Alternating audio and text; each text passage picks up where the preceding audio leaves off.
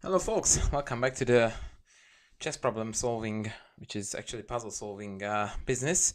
My last video actually triggered a few comments and I was very delighted about it because a few of my sharp-eyed viewers pointed out a couple of mistakes.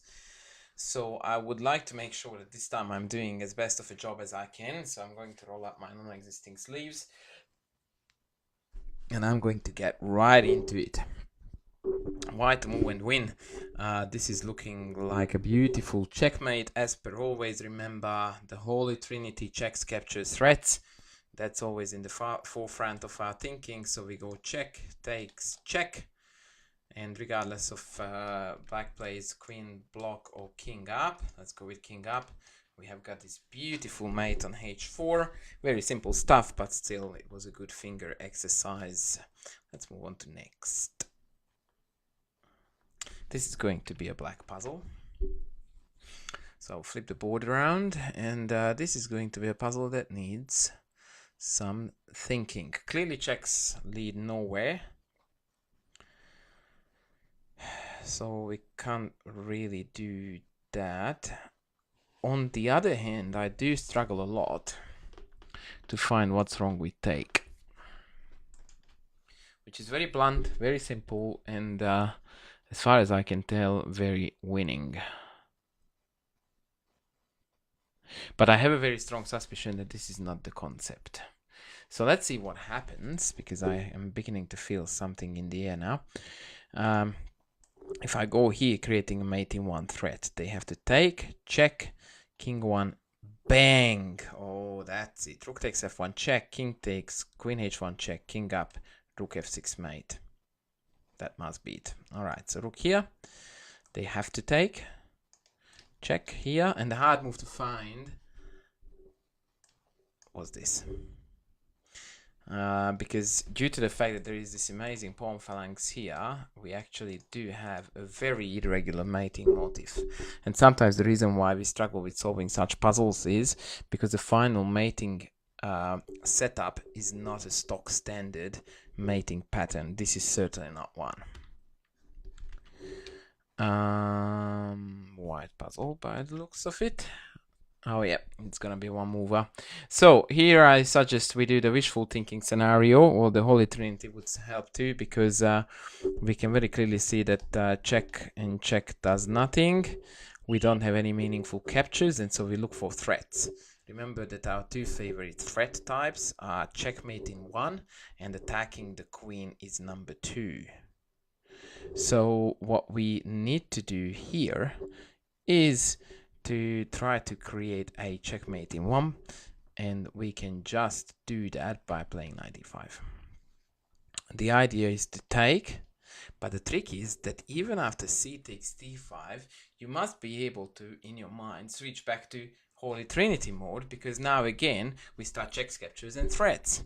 And the first check that comes to mind is rook a7, and whilst it would have been utterly useless in the previous move, we now realize that it's actually pretty awesome, because if the queen takes, then we have queen c6 check followed by checkmate.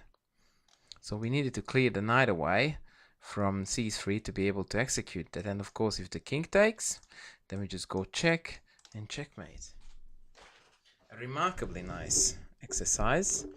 And please note that on knight d5, if they play rook c8, then we have got this check. Oh, colossal stuff. Knight can't take because it loses the queen, and if the king goes onto the b file, then we take this with a discovered check, and then we take the queen. Splendid. All right, next. Oh, yummo. Yummy, yummy, yummy. Loving this business. So what we see here is that if the bishop was not on the board, then we would have this mate. That's the wishful thinking part. Holy Trinity. Checks. Checks. Checkmate. Or check. When a check can be done with a capture, then that's an absolute top priority. Takes, check, and a remarkably stunning mating motif, once again a very irregular one, where the bishop very neatly covers both of these escaping routes, is rook e7 mate. Top job. Next. white puzzle. Okay, this is a stock standard mate in 3. It's very silly. Check, check, checkmate. And once again, you must look at this in such scenarios because that's the most aggressive way to go, and this is a very typical mating pattern as well. It requires very little explanation because you really shouldn't be looking at any other moves here than that, because that's our only check, that's our only decent capture, and if you don't have a mate here, we lose because we are a rook down. Likewise here, somehow they eased up a little bit. Queen takes leads to a beautiful mate. We're decoying the rook, and then we're giving a mate down there. Now this, however, is a really cool one. It's still not much more than a neat finger exercise, but golly gosh, I really enjoy it. So what's happening here is that if, and I'm coming again from the wishful thinking angle, if we could jump over the knight, then we could give a check here with the queen, which will be followed by take, rook mate. So in order to make it happen, we need to eliminate the knight from these squares and to move it away. And surprise, surprise, you do that by a check. I really hate this whistling stupid noise. King goes up, and now we can sacrifice the queen, but now the story is different because everything is in a different spot. But the good news is that we can actually go back to normal, to the starting position, by executing this awesome double check, which forces the king back here, and then mate is on. Beautiful motif, very, very famous. All right, let's go one more before we run this one up. First one that I'm not seeing the solution to. Oh yeah, okay, got it. Right.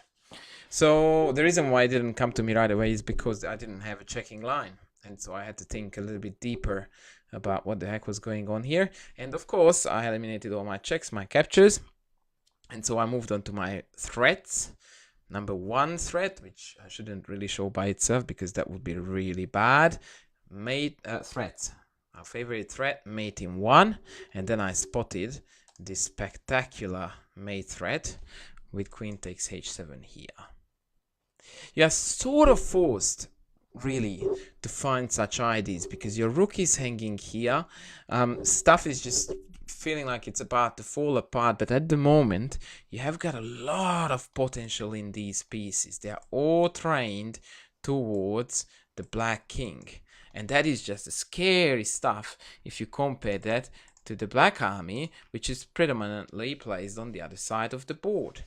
So you don't give up and you keep looking for crazy ideas, and very often you find that chucking a queen away for free is a solution to your life problems. And if they take, of course we don't take it, but we give check, king here, and a beautiful checkmate with knight takes h6 closes the game.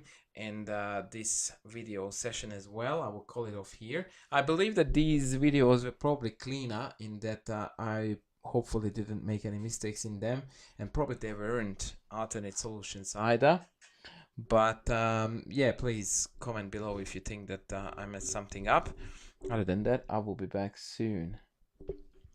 Alright, I need to take my daughter to bed now because that's part of the duty as well. So I will say goodbye guys, and I will see you in the next video. Thanks for watching. Bye.